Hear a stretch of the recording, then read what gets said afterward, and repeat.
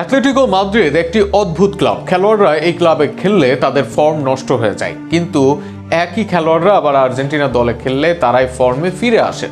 এমন মন্তব্য Argentine Angel Di মারিয়ার। সাবেক সিটি রাইভাল দলে নিজ দেশের খেলোয়াড়দের অবস্থা তুলে ধরতে এমনটাই বলেন ডি মারিয়ার সেই উক্তি ও বাস্তবতা নিয়ে থাকছে প্রতিবেদন। আর্জেন্টিনার হয়ে সর্বশেষ 7 ম্যাচে 3 গোল। দলের প্রয়োজনে দূরপাল্লার গোল করেছেন, মাঝমাঠ নিয়ন্ত্রণ করেছেন, আবার ড্রিবলিং পাসিংয়েও ছিলেন দারুণ। সে আলমাদা যখন আসেন অ্যাটলেটিকো মাদ্রিদে, ভাবা হচ্ছিল ক্লাব ক্যারিয়ারে পেয়ে যাবেন টার্নিং পয়েন্ট, কিন্তু অ্যাটলেটিকো মাদ্রিদে এসে বেহাল দশা তার। সব আসর মিলিয়ে গোল 28 ম্যাচে 4টি আসে, 1 অ্যাসিস্ট।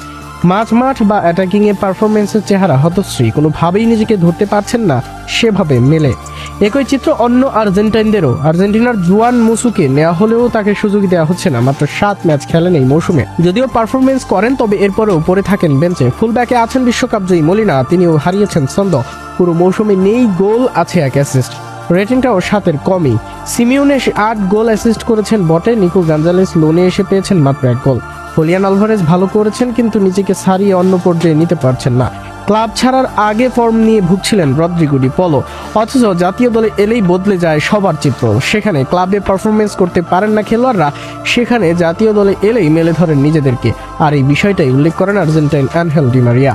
সেখানেই মন্তব্য করেন এই ক্লাবের খেলোয়াড়দের পারফরমেন্স নিয়ে। এর আগে রিয়াল মাদ্রিদ দলে খেলেছিলেন অ্যানহেল, সেখানে অ্যাটলেটিকো ছিল তাদের নগর রাইভাল।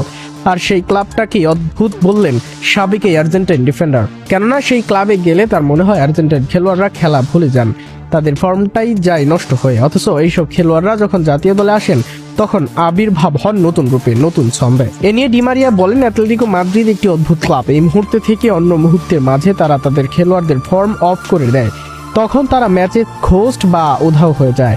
তবে এই সব খেলোয়াড়রা যখন জাতীয় দলে আসেন তখনই বদলে যায় এদের পরিস্থিতি, এর অসাধারণ ভালো খেলতে শুরু করে। বর্তমানে অ্যাটলেটিকো মাদ্রিদে আছেন আর্জেন্টিনার 5 থেকে 6 জন ফুটবলার। এই ফুটবলারদের নিয়ে সাম্প্রতিক সময়ে সফলতা পেয়েছে লিওনেল স্কালোনি, অথচ ডিয়েগো সিমিওনের অধীনে সব ধরনের আসরেই কয়েক মৌসুম ধরে ভুগছে তারা। কোচিং ও মানসিকতা যে বদলে দিতে পারে খেলোয়াড়দের পারফরমেন্স, ও তার ডি মারিয়ার মন্তব্য ও পরিসংখ্যানের আলোকেই স্পষ্ট হয়ে ওঠে।